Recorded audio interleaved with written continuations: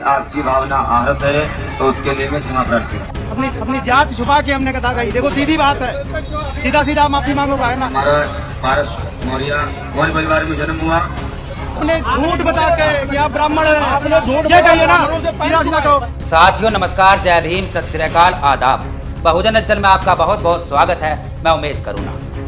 भारत के अंदर हिंदू धर्म जो कि एक जाति व्यवस्था पर, वर्ण व्यवस्था पर टिका हुआ है, जिसमें कि ब्राह्मण जाति के लोग अपना वर्चस्व कायम रखना चाहते हैं और इसलिए आए दिन वह SC ST OBC के जो शूद्र वर्ण के अनुसार आज उनको नीचा समझते हैं, उनके ऊपर अपना जो व्यवस्था है उसको थोपते रहते हैं, उनको प्रताड़ित करते रहते हैं, उनको समय समय पर शूद्र होने का एहसास दिलाते रहते हैं। वहीं हम बात करेंगे कथावाचक को लेकर। आज के समय में जो कथावाचकों का धंधा है जो कि बहुत ही तेजी से फल फूल रहा है, जिसमें कि कथावाचकों की यदि हम बात कहें, बागेश्वर धाम का धीरेन्द्र कृष्ण शास्त्री हो, देवकी नंदन हो, चाहे अनिरुद्ध आचार्य हो, चाहे उसके जैसे छुट भैया और भी ऐसे कथावाचक, कथा विक्रेता हो। कथा विक्रेता इसलिए क्योंकि वह कथा बेचते हैं, करोड़ों रुपयों में, लाखों रुपए में उनकी कथाएं बिकती है। वहीं हम बात करेंगे कि इस धंधे को लेकर आज के SC ST OBC के लोग भी काफ़ी जागरूक हो गए। उनके अंदर भी एक होड़ लगी कि हम इस धंधे को अपनाएं, इस धंधे को अपनाकर अपनी मार्केट जमा कर करोड़पति बन जाए, हम भी मान सम्मान कमाए। और इसी कड़ी में समय समय पर SC ST OBC के तथाकथित जो अपने आप को कथावाचक समझ बैठे थे, उनका अपमान होता रहा, जिसमें कि पिछले दिनों सूरजपाल जाटव जिसने की हाथरस कांड, जिसमें भगदड़ में सैकड़ों महिलाएं मरी थी। और उसके बाद आपने देखा होगा कि पिछले दिनों यादव कथावाचकों का मुंडन कराया गया, उनके मुंह पर एक ब्राह्मण महिला का पेशाब कराया गया, उनको प्रताड़ित किया गया, उनका मान सम्मान, स्वाभिमान, प्रतिष्ठा को तार तार किया गया।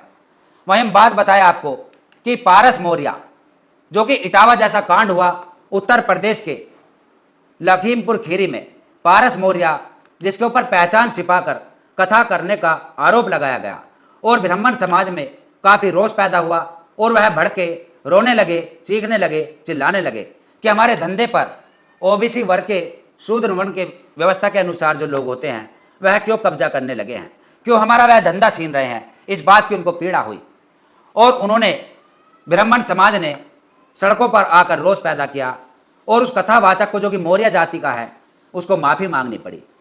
वह गलत फहमी में था, उसको लगा था कि मैं कथा बोलकर मान सम्मान प्रतिष्ठा कमाऊंगा, रुपया पैसा कमाऊंगा और अपनी दुकानदारी स्थापित कर लूंगा, लेकिन ऐसा नहीं हो सका। आपकी भावना आहत है तो उसके लिए मैं क्षमा प्रार्थी हूँ। अपनी जात छुपा के हमने कथा कही। देखो सीधी बात है, सीधा सीधा माफी मांगो भाई ना। हमारा पारस मौर्य मौर्य परिवार में जन्म हुआ।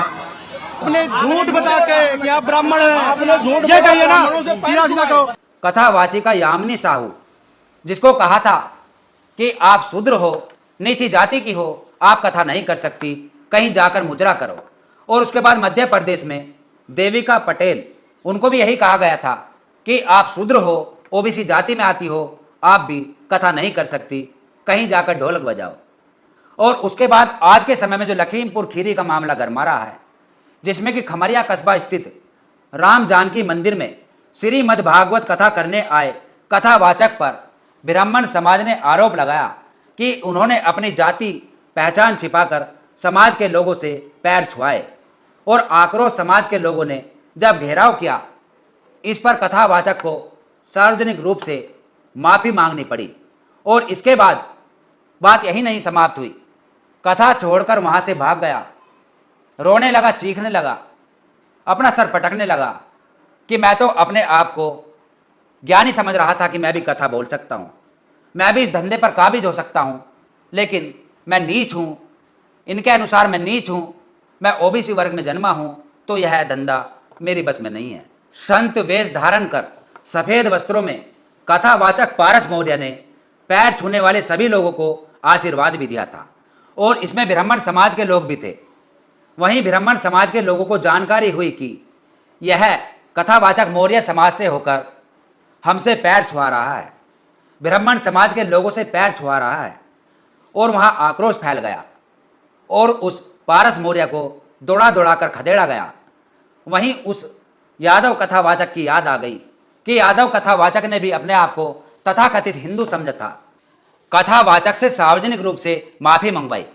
इस बात से यह स्पष्ट होता है कि जो भारत के अंदर वर्ण व्यवस्था वह आज भी कायम रखना चाहते हैं तथाकथित ब्राह्मण समुदाय के लोग, और वह अपना वर्चस्व ऊपर खड़ा रखना चाहते हैं और सभी को वह नीचा बनाए रखना चाहते हैं, और इसलिए वह ऐसे कथावाचक यानी कथा के धंधे को दूसरों के हाथों में नहीं देना चाहते। और जो लोग बात करते हैं आरक्षण के खिलाफ होने की, एक और तो आप कहते हैं जाति प्रथा बंद हो, जातिवाद, तो जातिवाद के आधार पर तुम आरक्षण क्यों कर रहे हो? मैं खुली चुनौती दे रहा हूँ जी। तुम जातिवाद के आधार पर आरक्षण बंद करो, आर्थिकता के आधार पर आरक्षण करो, मैं जातिवाद समाप्त करवा देता हूँ, मैं जगत गुरु। जो लोग आरक्षण का विरोध करते हैं उनकी समझ में आ जाना चाहिए कि ब्राह्मणवादी व्यवस्था के अनुसार जिस आरक्षण को ब्राह्मण सदियों से कब्जाए हुए हैं, जो कि मंदिर की दान दक्षिणा से लेकर ये कथा विक्रेता का धंधा सभी ब्राह्मण के हाथ में है, और यदि कोई व्यक्ति दूसरा करना चाहता है तो इनको ऐतराज होता है, विरोध करते हैं। और उन आरक्षण का विरोध करने वालों को आज अकल आ जानी चाहिए। और जो लोग सवाल उठाते हैं मुस्लिमों पर, जो लोग कहते हैं कि भीम जय मीम, कि मुस्लिम व दलितों की व पिछड़ों की एकता बन रही है, जो इनकी एकता को खंडित करने की बात करते हैं, जो राजनीति की बात करते हैं, उन लोगों को भी समझ में आ जाना चाहिए। सोशल मीडिया पर अक्सर लोग जो मनुवादी मानसिकता से ग्रसित है, जो कि दलित व मुस्लिमों में आपसी भाईचारा बिगाड़ने का षड्यंत्र रचते हैं, जो लोग कहते हैं कि भीम और मीम का नारा लगाने वाले और आज़ादी के समय का इतिहास जोड़कर दलित समाज को बरगलाने की कोशिश करते हैं, वह लोग अक्सर रोज ऐसी वीडियो सोशल मीडिया पर वायरल करते हैं और कहते हैं कि डॉक्टर बाबा साहब अंबेडकर व मुस्लिमों का जो गठजोड़ है उसको इतिहास से लेकर समाज को बरगलाने का काम करते हैं।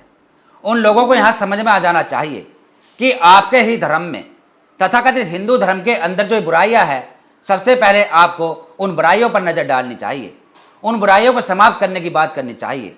और जो मुस्लिम व दलितों की गठजोड़ की बात करते हैं, उन लोगों को अपने आकाओं से यानी कि तथाकथित हिंदू धर्म के अंदर जो बीजेपी में मंत्री व बीजेपी के जो शीर्ष नेता है, जिनकी बेटियां मुस्लिमों के घर में पाई जाती है, जिसमें कि मुरली मोहन जोशी, रामलाल तोगड़िया, यहाँ तक कि मोदी के जैसे व मोहन भागवत जैसे जो बड़े शीर्ष नेता है, उनकी बेटी उनकी भतीजी जो कि मुस्लिमों के घर में पाई जाती है, सबसे पहले वहाँ पर अपने गिरवान में झाँक कर देखे, तब वह मुस्लिम धर्म के ऊपर सवाल खड़ा करे। सबसे पहले उनको हिंदू धर्म के अंदर जो इस प्रकार की बुराई है, जो कि अब से पहले भी कई बार समय समय पर देखी गई, कि सबसे पहले अपने ही धर्म के अंदर जो कुरीतियाँ है, जो बुराइयाँ है, इनके अंदर सुधार करने की जरूरत है। और जब तक आपके इस धर्म में सुधार नहीं होता, तब तक दूसरे के धर्म में आपको कोई सवाल खड़ा करने की जरूरत नहीं है। इस खबर पर आपका क्या कहना है? कमेंट्स में अपनी राय जरूर दें और देखते रहिए बहुजन हलचल। फिर मिलेंगे एक ऐसी खबर के साथ। जय भीम, जय भारत, जय संविधान, जय विज्ञान। धन्यवाद।